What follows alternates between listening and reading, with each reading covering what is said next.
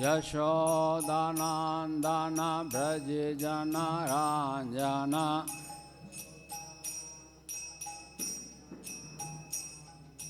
यमुना तीरा वनचारी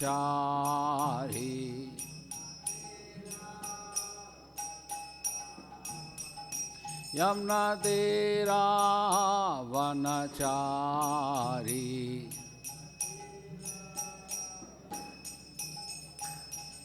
जय राधा माधव कुंज बिहारी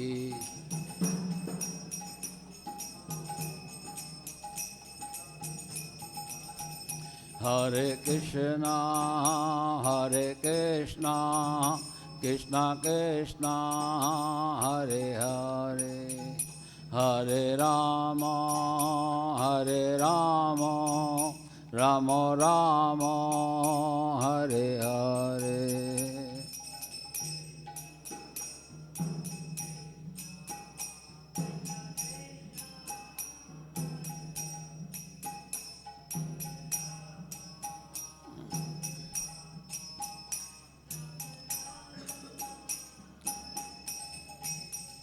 हरे कृष्णा कृष्णा कृष्णा हरे हरे हरे राम राम राम हरे हरे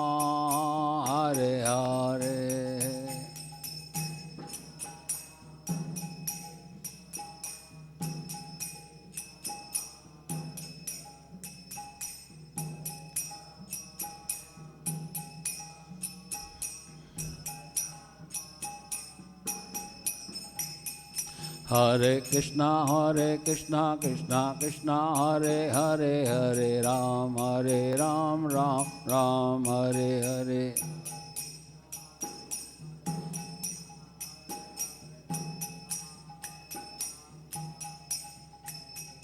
हरे कृष्णा कृष्णा कृष्णा हरे हरे हरे राम राम राम हरे हरे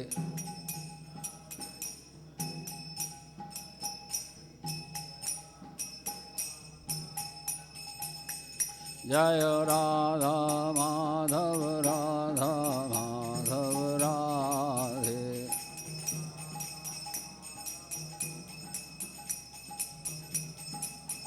जय राधा गोविंद राधे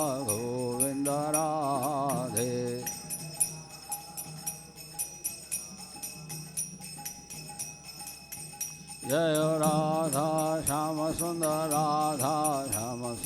राधे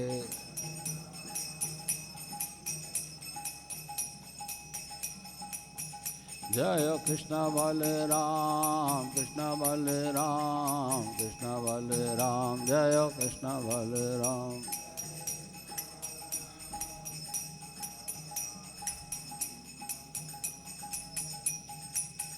जय गौरनिताय जय गौरनिताय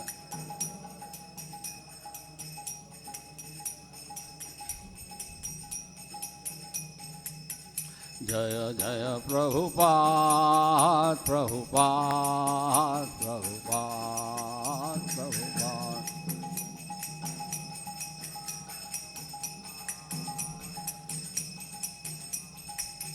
निताय गौर हरि बोल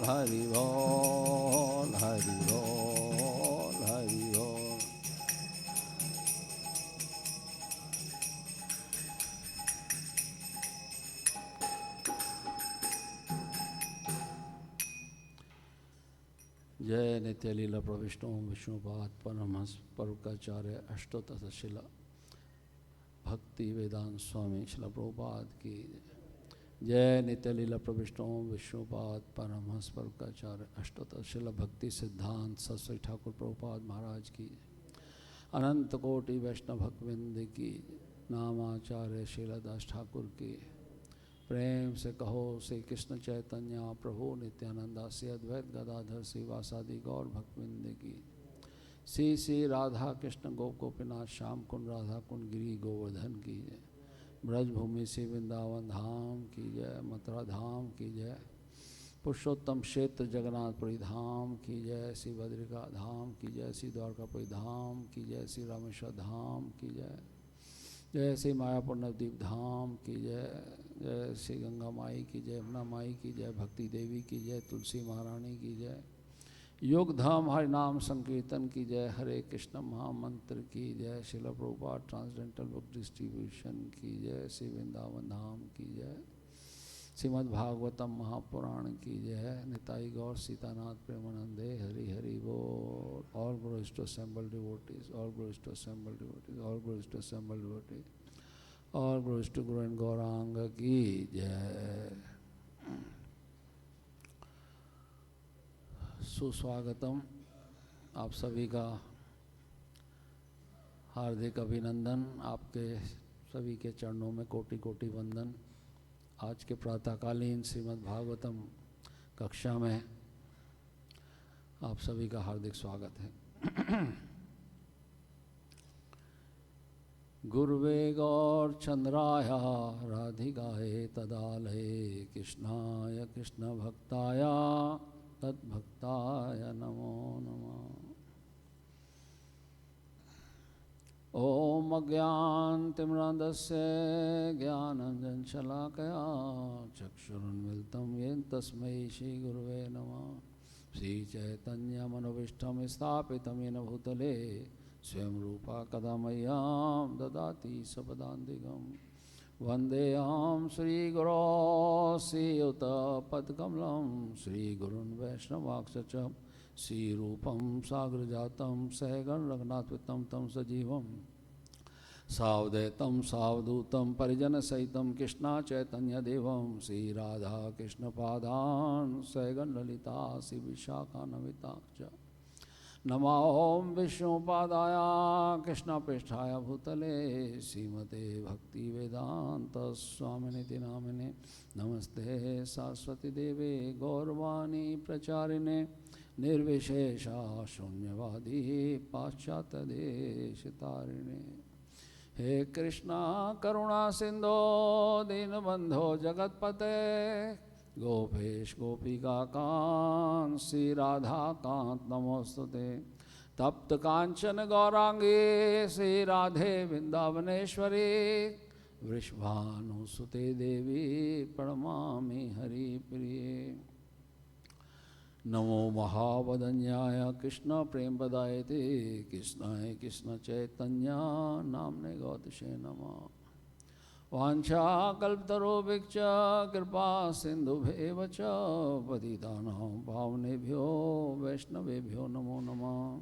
जय श्री कृष्ण चैतन्य प्रभु नित्यानंदा श्री अद्वैत गदाधर श्रीवासादि गौर भक्तवृंदा। हरे कृष्णा कृष्णा कृष्णा हरे हरे, हरे राम राम राम हरे हरे। ओम नमो भगवते वासुदेवाय। ओम नमो भगवते वासुदेवाय। ओम नमो भगवते वासुदेवाय। नारायणं नमस्कृत्य नरं चैव नरोत्तमं देवीं सरस्वतीं व्यासं ततो जयमुदीरयेत्। नष्टप्रायेषु भद्रेषु नित्यं भागवत सेवया भगवती उत्तम श्लोके भक्तिर्भवति नैष्ठिकी। कृष्णाय वासुदेवाय देवकी नंदनाय च नंदगोपकुमाराय गोविंदाय नमो नमः। मूकं करोति वाचालं पंगुं लंघयति गिरिं यत्कृपातमहं वन्दे परमानन्दमाधवं श्रीगुरुदीनतारणं श्रीचैतन्येश्वरम्। आराधयो भगवान् ब्रजेस्तन्यस्तद्धाम वृंदावनम रम्या काचिदुपासना व्रजवधूवर्गेण कल्पिता। श्रीमद्भागवतं प्रमाणमलं प्रेमापमर्दो महान् श्रीचैतन्य महाप्रभुर्मदमिदं तत्र अदरो न परा। हरे कृष्ण कृष्णा कृष्णा हरे हरे, हरे राम राम राम हरे हरे।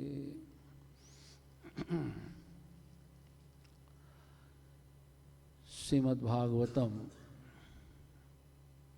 स्कंद 1 अध्याय 12 श्लोक संख्या 2। अध्याय का शीर्षक है सम्राट परीक्षित का जन्म। सम्राट परीक्षित का जन्म। परीक्षित मतलब जो परीक्षा में उत्तीर्ण हो गए। परीक्षित, जन्म से ही नाम परीक्षित। तो परीक्षित महाराज का जन्म कब हुआ था? कौन से युग में हुआ था? कोई नहीं जानता? हाँ, द्वापर युग में। द्वापर युग में जन्म हुआ ना। हाँ, और शरीर कब छूटा? कौन से युग में छूटा? कलयुग में। द्वापर युग में जन्म और कलयुग में शरीर छूटा। बताइए, हाँ, कितनी लंबी आयु। लेकिन फिर भी वो नवयुवक थे। तो कितनी आयु थी उनकी जब उनका शरीर छूटा?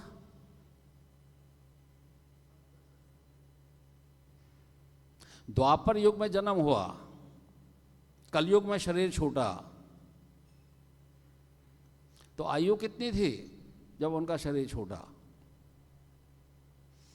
यस प्रभु जी? नहीं?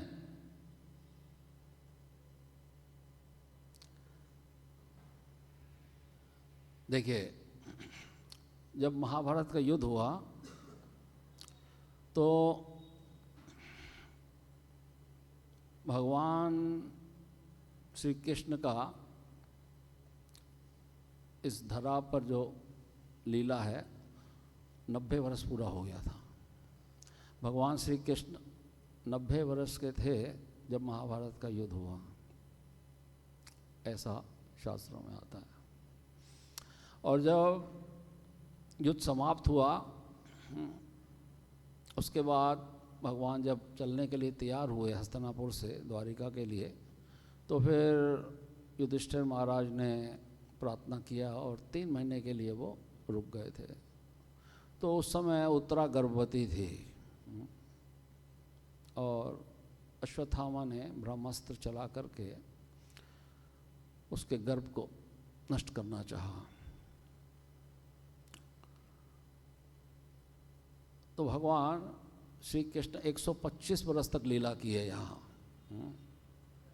धरती पर, 125 वर्ष तक, है ना। तो 90 वर्ष की आयु में परीक्षित जो है माँ के गर्भ में थे। तो 90 वर्ष की आयु में यदि परीक्षित महाराज का जन्म हुआ है तो 10 साल, 100 साल में 10 साल और 35 साल के थे परीक्षित, तो भगवान अपनी लीला पूरी करके अपने धाम चले गए। ठीक है ना? कैलकुलेशन यहाँ तक गलत तो नहीं है?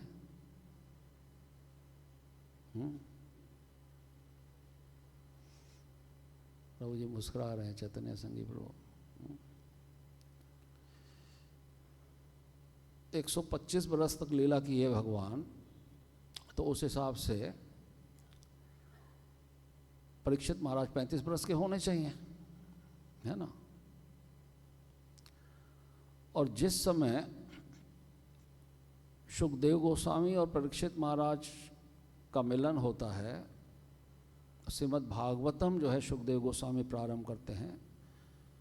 कलयुग को प्रारंभ हुए 30 बरस हो चुके थे जब श्रीमद् भागवतम का जो है होता है, शुकदेव गोस्वामी के द्वारा जब कही जाती है। तो कलयुग उस समय 30 बरस का था। तो 35 बरस और 30 बरस, तो 65 बरस की आयु हो गई परीक्षित महाराज की, है ना।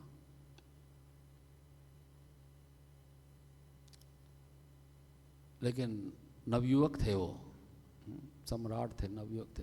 ऐसा कैलकुलेशन मैं सोच रहा था, है ना। कहीं कोई गलती हो तो निकाल देना, बता देना, आपस में ही बैठे हैं, ठीक है। तो चलिए, तो परीक्षित का जन्म हम सब जानते हैं, है ना, किस परिस्थितियों में हुआ, कैसे हुआ। तो आज हम श्लोक संख्या 2 पर चर्चा करने जा रहे हैं। तो आज का श्लोक संख्या है, मेरे पीछे बोलिए, तस्य जन्म महाबुद्धे कर्माणि च महात्मना निधनं च यथैवासीत् निधनं च यथैवासीत् सप्रेत्य गतवान् यथा। तस्य जन्म महाबुद्धे कर्माणि च महात्मना निधनं च यथैवासीत् सप्रेत्य गतवान् यथा। तस्य जन्म महाबुद्धे कर्माणि च महात्मना निधनं च यथैवासीत् प्रेत्य गतवान् यथा। सप्रेत्य गतवान् यथा। बोलिए, तस्य जन्म महाबुद्धे कर्माणि च महात्मना निधनं च यथैवासीत् सप्रेत्य गतवान् यथा।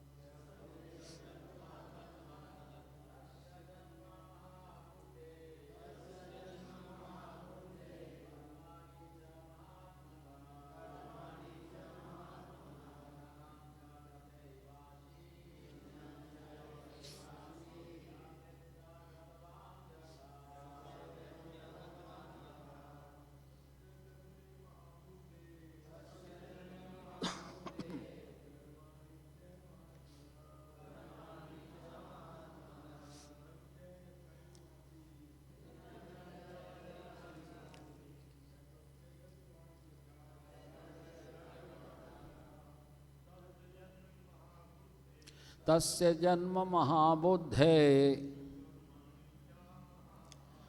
कर्माणि च महात्मनः निधनं च यथैवासीत् सप्रेत्य गतवान् यथा। तस्य जन्म महाबुद्धे कर्माणि च महात्मना धनं च यथैवासीत् सप्रेत्य गतवान् यथा। वैष्णवीस, मैं महाबुद्धे कर्माणि च महात्मना निधनं च यथैवासीत् सप्रेत्य गतवान् यथा। वैष्णवीस, तस्य जन्म महाबुद्धे कर्माणि च महात्मना निधनं च यथैवासीत् सप्रेत्य गतवान् यथा। चलिए, शब्दार्थ करते हैं। शब्दार्थ, अनुवाद और तात्पर्य शिल प्रभुपाद के द्वारा। शिल प्रभुपाद की तस्य,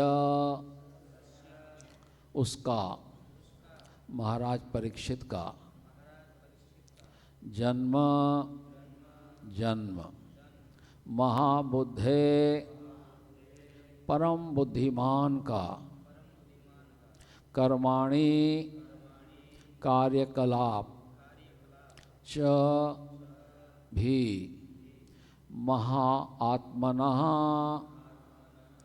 परम भक्त का निधन मृत्यु च तथा यथा जिस प्रकार एव निस्संदेह आसीत हुआ सह वह प्रेत्य मृत्यु के पश्चात गंतव्य गतावान प्राप्त किया यथा जिस तरह। अनुवाद।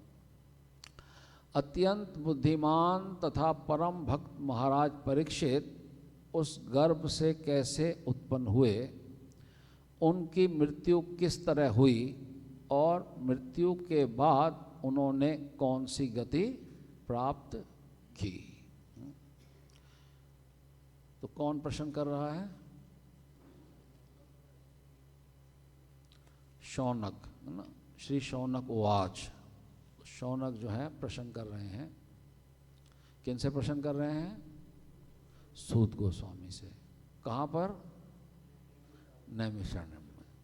ये कथा इस समय, ये प्रसंग नैमिषारण्यम का है। ठीक।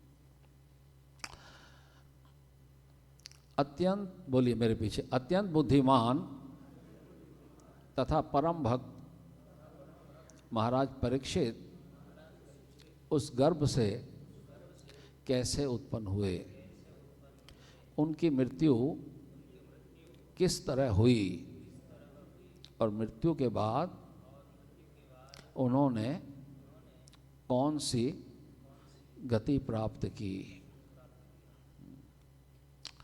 तो यहाँ पर इस श्लोक में शुरुआत हो रही है तस्य। तस्य का मतलब है उसका। तो उसका किसका? तो जब हम इसका पहला श्लोक पढ़ेंगे तब हमको पता लगता है।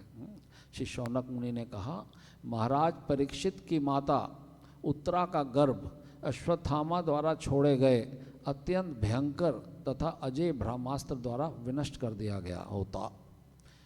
ब्रह्मास्त्र द्वारा विनष्ट कर दिया गया होता, लेकिन परमेश्वर ने महाराज परीक्षित को बचा लिया।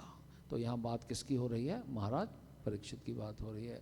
तो दूसरा जो श्लोक आज का हम कर रहे हैं, तो उसकी शुरुआत हो रही है तस्य। तस्य जन्म, मतलब किसका जन्म? परीक्षित महाराज का जन्म। कैसे हैं वो? तो उनके गुणों का जो है यहाँ पर वर्णन किया जा रहा है। महाबुद्धे, महाबुद्धे, महाबुद्धे, परम बुद्धिमान। परीक्षित महाराज महान बुद्धिमान। और फिर लिखा है कर्माणी, मतलब उनके जो कर्म हैं, है ना, बहुवचन में है कर्माणी। तो उनके कर्म भी कोई साधारण कर्म नहीं थे। और वो स्वयं क्या थे? बहुत बड़े भक्त थे। महात्मना, महाबुद्धे और महात्मना। और कर्म भी उनके साधारण कर्म नहीं थे। तो ऐसे परीक्षित महाराज, इनका जन्म कैसे हुआ और निधनम च, इनका निधन कैसे हुआ। और निधन के बाद उन्होंने किस गति को प्राप्त किया। तीन चीजें यहां पूछी जा रही हैं। शौनक ऋषि तीन चीजें पूछ रहे हैं कि जो जन्म परीक्षित महाराज थे वो महाबुद्धे थे, परम बुद्धिमान थे और महात्मना थे, भगवान के परम भक्त थे। और ऐसे परीक्षित महाराज, उनके कर्म क्या क्या हुए, क्या क्या कर्म उन्होंने किए, ऐसे महान कर्म क्या क्या किए। और उनका जन्म भी कोई साधारण नहीं था, उनके कर्म भी कोई साधारण नहीं थे, और उनका मरण भी कोई साधारण नहीं था। न तो जन्म साधारण था, न कर्म उनके साधारण थे, और न ही उनका मरण साधारण था। और मृत्यु के बाद उन्होंने कौन सी गति प्राप्त की, ये आज का श्लोक में पूछा जा रहा है। ठीक है, तो इस श्लोक को पहले यानी कि कुछ अध्यायों पूर्व ये चर्चा चली थी और ये प्रश्न उठाया गया था शौनक आदि ऋषियों ने, जो है चौथे अध्याय में। अभी हम 12वें अध्याय में पहुंच चुके हैं, लेकिन चौथे अध्याय में प्रश्न क्या उठाया गया था? अभिमन्यु सुतम सूत प्राहुर्भागव उत्तमम तस्य जन्महाश्चर्यम कर्माणि च ग्रहणी च। कहा जाता है कि महाराज परीक्षित उच्च कोटि के भगवत भक्त थे, उनके जन्म तथा कर्म अत्यंत आश्चर्यजनक थे, कृपा उनके विषय में हमें बताएं। तो ये बात चली है काफ़ी पहले, लेकिन उसके बाद फिर परीक्षित महाराज की कथा ना हो करके भगवान कृष्ण कैसे हस्तिनापुर से द्वारका रवाना हुए और कैसे फिर उनकी स्तुति की गई कुंती महारानी के द्वारा, फिर कैसे उत्तरा ने भी भगवान की स्तुति की और फिर भगवान द्वारका पहुँचे।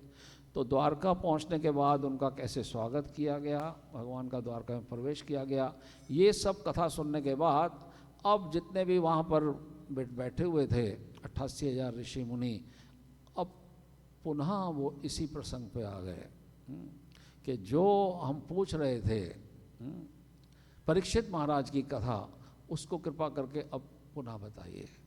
पुनः नहीं, उसको बताइए, आगे बताइए। ठीक है, तो उस समय वो पूरा प्रसंग नहीं हो पाया था, प्रश्न हो गया था, उसका उत्तर नहीं मिला था। तो अब पुनः इस बात को यहाँ पर पूछ रहे हैं कि अत्यंत बुद्धिमान तथा परम भक्त महाराज परीक्षित उस गर्भ से कैसे उत्पन्न हुए, उनकी मृत्यु किस तरह हुई, मृत्यु के बाद उन्होंने कौन सी गति प्राप्त की। तो अब हम श्रील प्रभुपाद के तात्पर्य को पढ़ने जा रहे हैं। श्रील प्रभुपाद की, श्री श्री राधा गोविंद देव भगवान की, श्री श्री गौरनिताय भगवान की, श्रील प्रभुपाद की जय। तात्पर्य, कम से कम महाराज परीक्षित के पुत्र के जीवन काल तक, कम से कम महाराज परीक्षित के पुत्र के जीवन काल तक हस्तिनापुर, जो अब दिल्ली कहलाता है, हस्तिनापुर का राजा विश्व का सम्राट होता था। महाराज परीक्षित की रक्षा उनकी माता के गर्भ में भगवान द्वारा की जा चुकी थी। माँ के गर्भ में भगवान ने परीक्षित की रक्षा की थी। अतः वे एक ब्राह्मण पुत्र के शाप से अकाल मृत्यु से बचाए जा सके थे।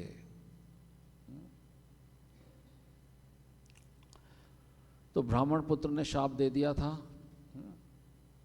श्रृंगी ने श्राप दिया था। तो महाराज परीक्षित की रक्षा उनकी माता के गर्भ में भगवान द्वारा की जा चुकी थी, अतः वे एक ब्राह्मण पुत्र के शाप से अकाल मृत्यु से बचाए जा सके थे। नहीं, ये ब्राह्मण पुत्र जो है कि शाप से अकाल मृत्यु से बचाए जा सके थे, ये तो तब की बात हो रही है जब ब्रह्मास्त्र चलाया था अश्वत्थामा ने। अतः वे एक ब्राह्मण पुत्र के शाप से अकाल मृत्यु से बचाए जा सके थे। चूंकि महाराज परीक्षित द्वारा राज्य संभालने के बाद ही कलयुग ने अपना कार्य करना शुरू कर दिया था, अतएव जो पहला कुल लक्षण प्रकट हुआ था वह था इतने बुद्धिमान तथा भक्त राजा महाराज परीक्षित का शापित होना। राजा तो असहाय नागरिकों का रक्षक होता है और उन सबका कल्याण, शांति तथा संपन्नता उसी पर निर्भर रहती है। दुर्भाग्यवश पतित कलयुग के बहकावे में आकर एक अभागे ब्राह्मण पुत्र द्वारा निर्दोष महाराज परीक्षित को लांछित कराया गया और इस तरह राजा को 7 दिनों में मरने के लिए तैयार होना था।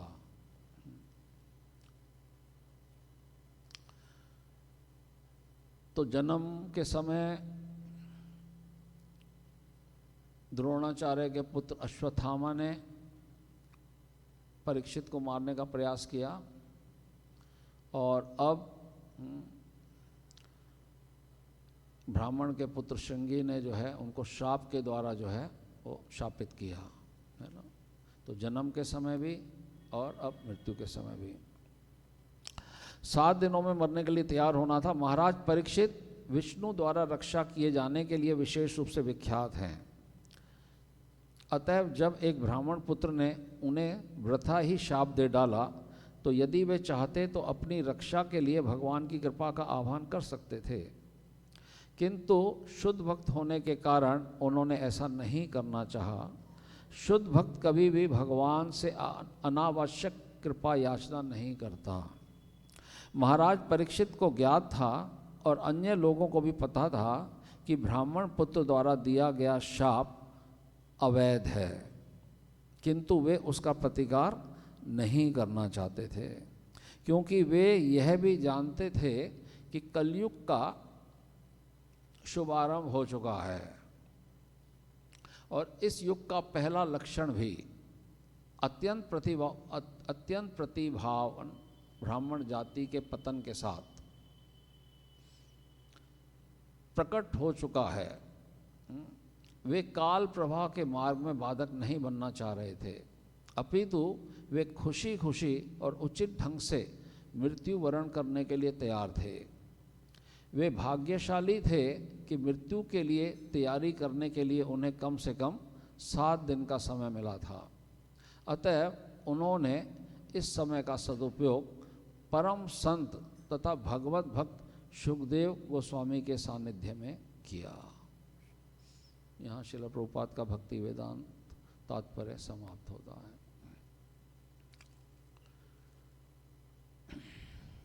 तो प्रसंग हम सब जानते हैं कि किस प्रकार से परीक्षित महाराज का जो है वो शाप मिला एक बालक के द्वारा, ब्राह्मण पुत्र के द्वारा, जब उन्होंने उनके पिता के गले में मरा हुआ सर्प डाल दिया था। प्यास से व्याकुल थे परीक्षित महाराज और उनके पिता जो हैं, क्या नाम था उनका, शमिक ऋषि जो हैं वो ध्यान में बैठे थे। तो परीक्षित महाराज ऐसा समझे कि शायद ये जानबूझ के आंख बंद करके बैठा है और मेरी अवहेलना कर रहा है। तो प्यास के मारे उनके क्रोध आ गया और उन्होंने एक मरा हुआ सांप उठा करके उनके गले में डाल दिया। तो ये बात जब श्रृंगी ब्राह्मण के जो पुत्र थे उन तक पहुंची तो उन्होंने क्रोधवश आकर के उनको 7 दिन के भीतर 7वें दिन एक तक्षक सर्प के द्वारा डसने के कारण मृत्यु होने का श्राप दे दिया। तो ये एक बहुत बड़ा मतलब एक जिसे कहते हैं कि एक ऐसा उस बालक के द्वारा एक ऐसा घोर कृत्य हुआ जो कि कदाचित उचित नहीं था, है ना। एक छोटे से मतलब एक अपराध के कारण इतना बड़ा उनको जो है, और परीक्षित कोई साधारण नहीं थे, बहुत बड़े महाभागवत थे, बहुत बड़े महाभागवत थे और पूरा विश्व जो है उनकी संरक्षण में था और सब फल फूल रहे थे। लेकिन चूँकि कलयुग प्रारंभ हो गया था तो ये लक्षण जो है ये प्रारंभ होने शुरू हो गए थे कि किस तरीके से एक महान भक्त और महान बुद्धिमान को शाप दे दिया गया। अब परीक्षित महाराज जो है उस शाप को स्वीकार किए। वो चाहते तो उसका प्रतिकार कर सकते थे, उनके लिए कोई बड़ी बात नहीं थी और बहुत आसानी से वो इस शाप से मुक्त हो सकते थे।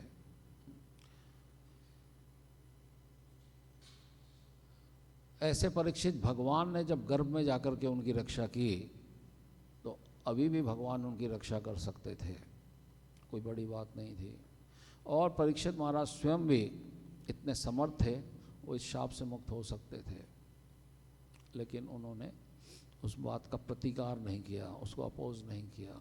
ठीक है, तो ये सब घटना जो है, जितनी भी घटना हुई, कहीं ना कहीं इसमें भगवान की सहमति या उनकी कंसेंट होती है। तो कोई भी कार्य इस जगत में भगवान की सहमति के बिना संभव नहीं है। सबसे पहले तो हमको इस बात को समझना चाहिए कि जो भी जीवन में घटना घटती है तो उसके पीछे भगवान का कहीं ना कहीं सहमति होती है, अन्यथा वो कार्य हो ही नहीं सकता। तो जैसे भगवत गीता में भगवान कहते हैं, अंतिम अध्याय में 18वें अध्याय के 14वें श्लोक में भगवान क्या कहते हैं, अधिष्ठानम तथा कर्ता कारणम, अधिष्ठानम तथा कर्ता कारणम च पृथक विदम विविध च पार्थक चेष्टा देवम च वेत्र पंचम। तो किसी भी कार्य को संभव बनाने के लिए, किसी भी कार्य को करने के लिए 5 जो हैं, समझ लीजिए कि 5 साधन की आवश्यकता है। क्या क्या? सबसे पहले तो चाहिए शरीर, किसी भी कर्म को करने के लिए कर्म का स्थान जिसको शरीर कहते हैं, और साथ में कौन चाहिए? कर्ता। शरीर चाहिए, शरीर के अंदर कर्ता जीवात्मा, और विभिन्न इंद्रियां और अनेक प्रकार के प्रयास, और साथ में भगवान परमात्मा के रूप में। ये 5 कर्म के जो है कारक हैं। अगर 4 हमने कारक कर लिए लेकिन परमात्मा जो है उनकी स्वीकृति नहीं है, तो वो कार्य संभव हो ही नहीं सकता। तो इस बात को, किसी भी घटना को जब हम करते हैं तो उसको हमें समझ लेना चाहिए। मनुष्य शरीर, मन या वाणी से जो भी सही या गलत कार्य करता है वह इन 5 कारकों के कारण होता है। चाहे सही कार्य होता है चाहे गलत होता है, उसमें परमात्मा की अनुमति होती है। ठीक है, इसीलिए जो व्यक्ति स्वयं को एकमात्र कर्ता समझता है तथा 5 कारकों पर विचार नहीं करता, वह निश्चित रूप से बहुत बुद्धिमान नहीं है और चीज़ों को उनके वास्तविक रूप में नहीं देख सकता। भगवान कहते हैं भगवत गीता में। तो जो व्यक्ति स्वयं को एकमात्र कर्ता समझता है तथा 5 कारकों पर विचार नहीं करता, वह निश्चित रूप से बहुत बुद्धिमान नहीं है। लेकिन यहाँ पर क्या बता रहे हैं परीक्षित महाराज को? महाबुद्धे, परम बुद्धिमान है ना। परीक्षित महाराज जानते हैं कि इसके पीछे कहीं ना कहीं भगवान की कोई योजना है।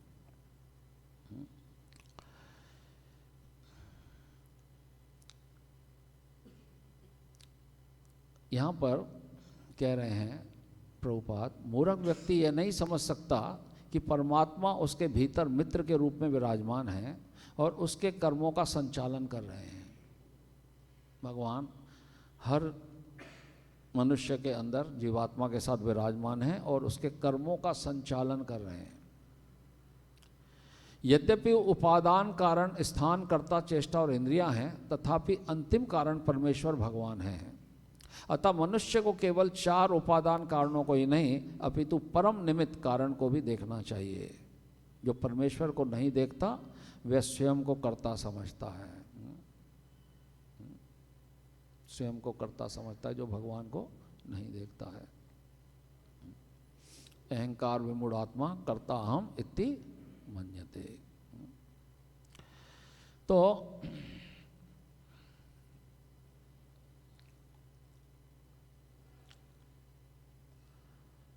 आज के इस प्रसंग में हम जो प्रभुपाद के तात्पर्य को पढ़ते हैं तो यहाँ पर प्रभुपाद कह रहे हैं कि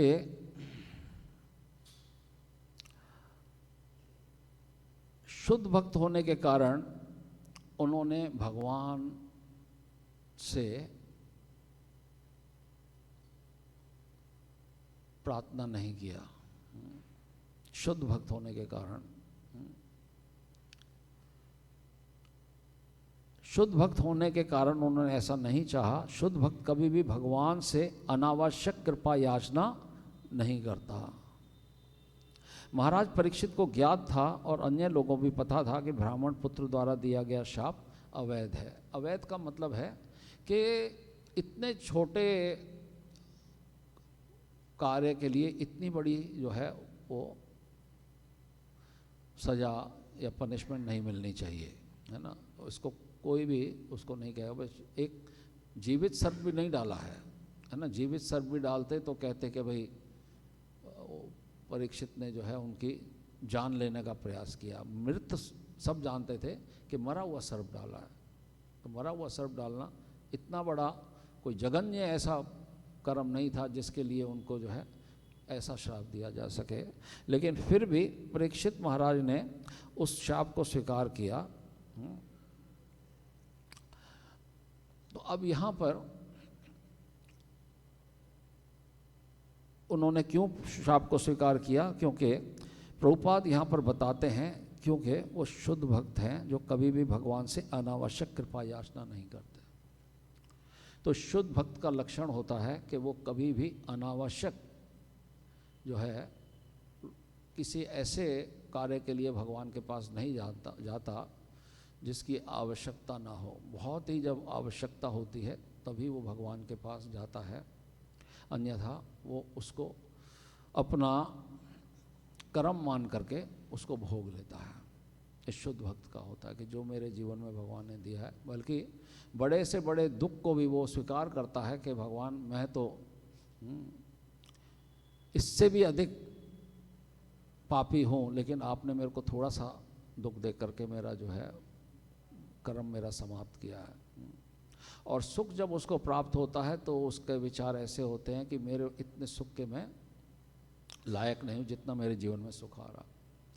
तो इस प्रकार से हम देखते हैं कि ये जो घटनाएं हैं केवल परीक्षित के महाराज के जीवन में नहीं है, किसी के जीवन में भी इस प्रकार की घटनाएं घट सकती हैं। पदम पदम यत विपदाम, ये नहीं सोचना चाहिए कि ये संसार में जब सब चल रहा है, स्मूथ चल रहा है तो स्मूथ ही चलता रहेगा। एक क्षण में कैसे घटनाक्रम बदल जाता है पता ही नहीं लगता। एक क्षण में कैसे घटनाक्रम बदल गया कोई व्यक्ति सोच भी नहीं सकता इस बात को। तो श्रीमद् भागवतम में 4 प्रकार के ऐसे भक्तों की जो है वर्णन किया गया है, जो अपने ऊपर जब उनको कोई कष्ट आता है तो उसका वो किस प्रकार से उसका काउंटर एक्ट करते हैं, किस प्रकार से उसका प्रतिकार करते हैं। 4 प्रकार के भक्तों के ऊपर कैसे कैसे वो करते हैं उसको हम थोड़ा विचार करेंगे। तो एक तो ऐसा होता है कि जब किसी के ऊपर कोई ऐसी घटना घट जाती है जिसका वो सोच भी नहीं सकता कि मेरे साथ ऐसी घटना घटनी है, तो वो तुरंत स्वयं फैसला ले लेता है कि इस कार्य को मैं देख लूँगा, मैं स्वयं इसका बदला लूँगा। वो किसी के पास नहीं जाता, स्वयं बदला ले लेता है या बदला लेने की ठान लेता है। परीक्षित महाराज भी कर सकते थे, परीक्षित महाराज ने नहीं किया, उन्होंने उसको स्वीकार किया। लेकिन भगवान के ही शुद्ध भक्त हैं, भागवतम में उनका वर्णन आता है, जिन्होंने जब उनके जीवन में ऐसी घटना हुई तो उन्होंने तुरंत ठान लिया कि मैं इसका प्रतिशोध लूँगा, मेरे साथ ऐसा क्यों किया गया। तो ऐसी घटना में हम अर्जुन का स्मरण कर सकते हैं। जब महाभारत के युद्ध में अभिमन्यु का वध हुआ जब अभिमन्यु का वध हुआ और युद्ध में मारे गए तो अर्जुन ने स्वयं निर्णय ले लिया कि कल सूर्य अस्त होने से पूर्व मैं जयद्रथ का वध कर दूंगा। वो भगवान कृष्ण के पास नहीं गए और उन्होंने ये भी नहीं सोचा कि जो हो गया सो हो गया, ऐसा नहीं किया। उन्होंने निर्णय ले लिया और भगवान से बिना पूछे निर्णय ले लिया। भगवान को बाद में बताया, भगवान ने कहा अरे भाई मेरे से तो पूछ लेते, बात तो कर लेते, कैसे बैठे बैठे तुम जो है ये व्रत ले लेते हो कि कल सूर्य अस्त होने से पहले पहले मैं जयद्रथ का वध कर दूंगा, नहीं तो अग्नि में प्रवेश कर जाऊंगा। तो ये एक प्रकार के भक्त हो गए। और दूसरे प्रकार के भक्त हैं जो जब उनके जीवन में कोई ऐसी घटना घट जाती है तो वो ऐसा निर्णय नहीं लेते, बल्कि किसी दूसरों के पास सहायता मांगने के लिए जाते हैं। भगवान के पास भी नहीं जाते, लेकिन किसी दूसरे के पास सहायता लेने के लिए जाते हैं। तो ऐसे भक्तों में हम एक ब्राह्मण की कथा आती है। द्वारका में एक ब्राह्मण था जिसके बच्चे जन्म लेते ही जो है मर जाते थे। तो इस करके वो जो है फिर राजा उग्रसेन के पास गए कि ऐसा कैसे हो रहा है कि आपके राज्य में मेरे घर में बच्चा जन्म लेता है, जन्म लेते ही जो है उसकी मृत्यु हो जाती है। तो वो उनके पास गए और गोपियां जब भगवान कृष्ण को प्राप्त करना चाहती थी तो उन्होंने कात्यायनी माँ की पूजा की, है ना। अभी कात्यायनी व्रत का समय चल रहा है। तो कृष्ण को प्राप्त करने के लिए कात्यायनी के पास पूजा गई। रुक्मणी जो है वो दुर्गा पूजा करती थी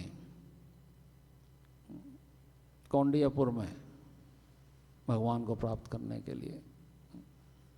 तो ये तो हो गए कि स्वयं उन्होंने खुद प्रतिशोध लेने की नहीं सोची, यहाँ पर मदद दूसरे में भगवान के पास नहीं गए, अन्य के पास गए मदद लेने के लिए। अब तीसरी कैटेगरी के ऐसे भक्त आते हैं जो ऐसी कोई भी घटना घटने पर वो सीधा भगवान के पास चले जाते हैं मदद मांगने के लिए। तो उसमें द्रौपदी ने कृष्ण की शरण ली। पहले तो अपने पतियों की ओर देखा और आचार्यों की ओर देखा, भीष्म पितामह को देखा, सबकी ओर निहारा, लेकिन अंत में फिर उसने क्या पुकारा? द्वारकाधीश को पुकारा, है ना। जब उसका वस्त्रहरण हो रहा था, चीरहरण हो रहा था, तो उसने ये नहीं सोचा कि भाई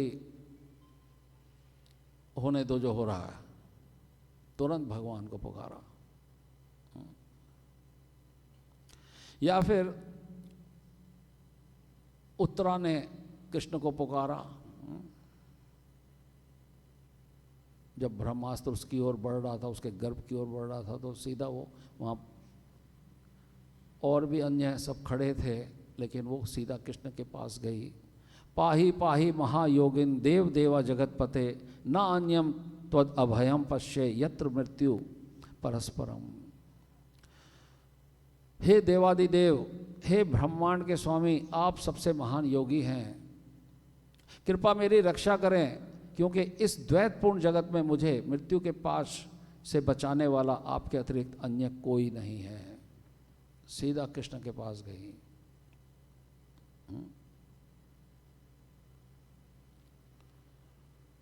जब 27 दिनों तक भीम का और जरासंध का युद्ध चल रहा था, 27 दिन तक युद्ध चलता रहा और निर्णय नहीं हो पा रहा था कुछ भीम और जरासंध के युद्ध में, तो तो अंत में भीम जो है कृष्ण के पास बोले, कृष्ण मैं क्या करूं, 27 दिन हो गए, ये जरासंध परास्त नहीं हो रहा। कृष्ण के पास गए, कृष्ण ने फिर उसको उपाय बताया कि किस तरीके से जरासंध का वध हो सकता है ना। तो ये तीसरी श्रेणी के भक्त हैं। पहली श्रेणी के जो स्वयं निर्णय ले लेते हैं, जैसे अर्जुन ने लिया कि मैं कल सूर्यास्त होने तक जयद्रथ का वध कर दूंगा। दूसरी श्रेणी के भगवान के पास ना जाकर के अन्यों के पास जाते हैं और उनसे फिर मदद लेते हैं। और तीसरी श्रेणी के जो भगवान कृष्ण के पास जाते हैं, जिसमें हमने बताया कि भीम भी गया और उत्तरा भी गई, इस प्रकार से। और अब चौथे श्रेणी के जो भक्त हैं उनमें नाम आता है जिन्होंने जब कोई जीवन में कुछ ऐसी घटना हो जाती है तो वो कोई प्रतिकार नहीं करते और केवल वो भगवान की इच्छा मान करके उसको स्वीकार कर लेते हैं। और उनमें सबसे पहले नाम किसका आता है? परीक्षित महाराज, कि जो भी कुछ हुआ ये भगवान की इच्छा से हुआ, अब मैं इसका कोई प्रतिकार नहीं करूँगा। और दूसरा नाम आएगा महाराज अम्बरीश का। महाराज अम्बरीश को किसने शाप दिया? दुर्वासा मुनि ने। उन्होंने उसका प्रतिकार नहीं किया, लेकिन फिर घटना ऐसी हुई कि अंततः दुर्वासा मुनि को ही फिर झुकना पड़ा और अम्बरीश महाराज के चरणों में उनसे क्षमा याचना करनी पड़ी, लेकिन उन्होंने कोई प्रतिकार नहीं किया। और तीसरा उदाहरण आता है जड़ भरत का। जब राजा भरत जब जड़ भरत के रूप में जब जन्म लिए, है ना, तो उनके परिवार में उनकी जो भाई थे या भाभी थी उनको बहुत प्रताड़ित करते थे और वो कोई उसका जो है प्रतिकार नहीं करते थे। और जब उनको जंगल के दस्यु उठा करके ले गए थे, है ना, उनकी बलि चढ़ाने के लिए, तो भी उन्होंने कोई प्रतिकार नहीं किया। लेकिन उस विग्रह में से स्वयं काली प्रकट हो गई और सारे दस्युओं का जो है वो वध कर दिया, कोई प्रतिकार नहीं किया। और चौथा सबसे मुख्य उदाहरण आता है प्रहलाद महाराज का। जब हिरण्यकशिपु ने उनके ऊपर इतने अत्याचार किए तो उन्होंने किसी प्रकार का जो प्रतिकार नहीं किया, लेकिन भगवान नरसिंह ही स्वयं प्रकट हो गए स्तंभ से। बोलो नरसिंह भगवान की जय, है ना। तो ऐसे परीक्षित महाराज के जाने के बाद उनके पुत्र जन्मजेय ने भी प्रतिज्ञा कर ली कि ये तक्षक सर्प ने मेरे पिता का जो है वो किया है, उनके द्वारा उनकी मृत्यु हुई है, तो मैं सारी सर्प जाति का जो है मैं विनाश कर दूंगा। तो जन्मेजय ने ऐसी प्रतिज्ञा ले ली थी। थोड़ा और अपने को करके, और ऐसी ही प्रतिज्ञा जो है ध्रुव महाराज ने भी ले ली थी यक्षों के लिए, जब उनके भाई का वध कर दिया गया था। तो इस प्रकार से हम देखते हैं कि हमारे को क्या करना चाहिए।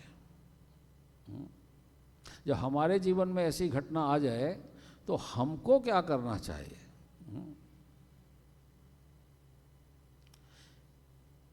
उसके लिए कुछ प्रतिकार करना चाहिए, स्वयं करना चाहिए, औरों की मदद लेनी चाहिए, या भगवान के पास जाना चाहिए, या परीक्षित महाराज की तरह हमको शांत होकर के उसको स्वीकार कर लेना चाहिए? क्या विचार है आप लोगों का?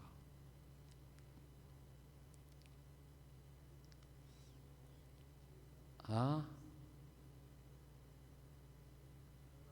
क्या कहते हैं आप लोग?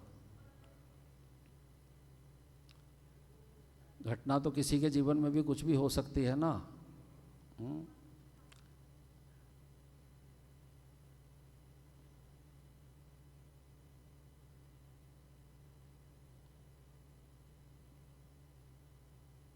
सब शांत हो गए हैं।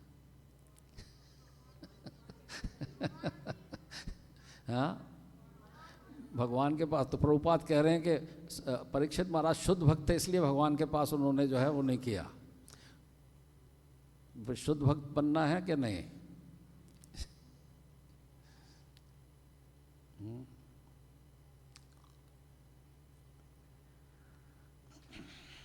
तो इसके लिए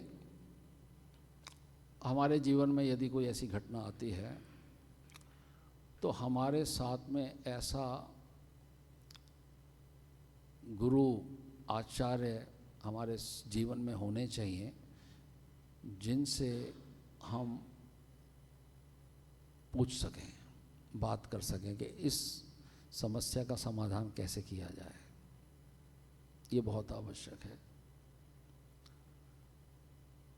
और ये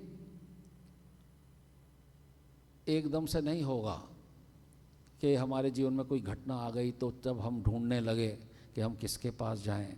हमारे जीवन में हमारे पास साधु संग ऐसा होना चाहिए, हमारे पास गुरुजन संपर्क में हम उनके होने चाहिए और उनकी सेवा के द्वारा वो हमसे प्रसन्न रहें, और ताकि जब किसी के जीवन में ऐसी घटना आ जाए तो हमारे को निसंकोच होकर के हम उनके पास जाएं और जो हमको गुरु हमको जो मार्ग दिखाएंगे, जो हमको आचार्य हमारा मार्ग दिखाएंगे, उसी को हमें स्वीकार कर लेना चाहिए, है ना। देखिए हमारे सामने भी उदाहरण है, यदि हमारे शरीर में कोई रोग हो जाता है, कोई भयंकर रोग हो जाता है, अब कोई भी कार्य हो रहा है, हो तो भगवान की इच्छा से रहा है, तो उस समय क्या करना चाहिए? कोई मानो ऐसा रोग हो गया तो लगता है कि भाई अब तो बचना संभव नहीं है, तो फिर इलाज कराना चाहिए कि नहीं कराना चाहिए, है ना। अगर इलाज न कराने वाली बात अगर हम सामने रखते हैं तो अभी कुछ बरस पहले हिज होलीनेस कदम कानन स्वामी महाराज, उन्होंने वृंदावन में शरीर छोड़ा, लेकिन उन्होंने कहा कि मैं किसी प्रकार का उपचार, कोई भी ट्रीटमेंट ऐसा नहीं लूँगा, ठीक है। जो भगवान ने रचा हुआ है उसको हो जाने दो, है ना। ये भी एक बात है, लेकिन इसका मतलब ये नहीं है कि भाई हम सब उस पद्धति पे चले जाएं। ऐसा भी कहा जाता है कि अपने जीवन को पूर्ण रूप से हमें जहाँ तक संभव हो सके उसकी रक्षा करनी चाहिए, क्योंकि ये जीवन भगवान की सेवा के लिए है। जितना समय हमें मिले हमें उसकी पूर्ण रक्षा करनी चाहिए, उसके लिए इलाज कराना भी कोई गलत नहीं है। तो इन सारी बातों को बड़ी बारीकी से समझने वाली बात है। जब सनातन गोस्वामी के रोग हो गया था शरीर में उनके, है ना, कुछ ऐसी बीमारी हो गई थी, उनकी त्वचा में इतना रोग हो गया था भीषण, तो वो आत्महत्या करने जा रहे थे रथ के नीचे आकर के। तो महाप्रभु तो तुरंत जान गए और उन्होंने उनको रोका, सनातन ये अब शरीर तुम्हारा शरीर नहीं है, ये शरीर तुम मेरे को दे चुके हो और ये मेरी सेवा के लिए है, तुम इस शरीर के मालिक या प्रोप्राइटर नहीं हो, है ना। तो अलग अलग परिस्थितियों में अलग अलग विचारधाराएं आ सकती हैं, लेकिन सबसे उत्तम विचारधारा क्या है कि जब हमारे मेंटर होते हैं, हमारे गुरुजन होते हैं, है ना, वो जो हमको मार्ग दिखाएं उसी को हमको स्वीकार कर लेना चाहिए। तो आज एक दफ़ा और इस श्लोक में और प्रभुपाद क्या कह रहे हैं उसको हम देख लेते हैं। तो यहाँ पर प्रभुपाद कह रहे हैं कि एक तो बात ये आ रही है कि ब्राह्मण पुत्र के शाप से अकाल मृत्यु बचाए जा सके थे, क्योंकि महाराज परीक्षित द्वारा राज्य संभालने के बाद ही कलयुग ने अपना कार्य करना शुरू कर दिया था। तो कलयुग प्रारंभ हुआ था, तो इस प्रकार के लक्षण प्रकट हो रहे थे। तो परीक्षित महाराज समझ गए थे कि भाई मैं अब ये कलयुग जो अपना कार्य करने जा रहा है, मैं इसके बीच में हस्तक्षेप नहीं डालूंगा। कलयुग को देख लिया था परीक्षित महाराज ने कि भाई ऐसे लक्षण दिखाई देने लगे थे, इस बात को यहाँ प्रभुपाद कह रहे हैं। तो उन्होंने उसका फिर प्रतिकार नहीं किया, है ना। तो सब तरीके से, है ना, ये बात संभव है इस तरीके से। नहीं तो हमारे शुद्ध भक्त शिल प्रभुपाद अंतिम समय में वृंदावन आ गए। उन्होंने क्या कहा कि अब मैं अपने घर पहुंच गया हूं, अब जो होना है हो जाने दो। लेकिन फिर भी उनका यथासंभव उनके शिष्यों ने उपचार किया जितना भी हो सका, तो उसका उन्होंने प्रतिकार नहीं किया, है ना। तो इस प्रकार से हम देखते हैं कि अलग अलग परिस्थितियों में अलग अलग घटनाओं पर विचार करते हुए हमें केवल अपने वरिष्ठ जो है, जो हमारे भक्त हैं, सीनियर्स हैं, उनसे हमें संपर्क करना चाहिए। और वो संपर्क तब नहीं होगा, वो पहले से संपर्क होना चाहिए हमारा उनके साथ, तभी हम उनका लाभ उठा पाएंगे, ऐसे नहीं हो पाएगा। इसीलिए कहते हैं कि साधु संग सर्वशास्त्र कहे, लव मात्र साधु संग सर्व सिद्धि है। तो हमें हमेशा प्रभुपाद के चरणों का आश्रय लेते हुए और हमारे जो गुरुजन हैं, वरिष्ठ आचार्य हैं, उनका आश्रय लेते हुए ऐसी घटनाओं को जो है आसानी से पार कर सकते हैं। बोलो हरे कृष्णा कृष्णा कृष्णा हरे हरे, हरे राम राम राम हरे। श्रीमद् भागवतम महापुराण की जय। श्रील प्रभुपाद की। किसी का कोई प्रश्न, कोई टिप्पणी?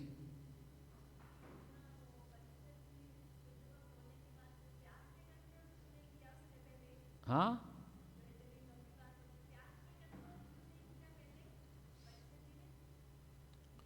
परीक्षित महाराज ने प्यास के ऊपर कंट्रोल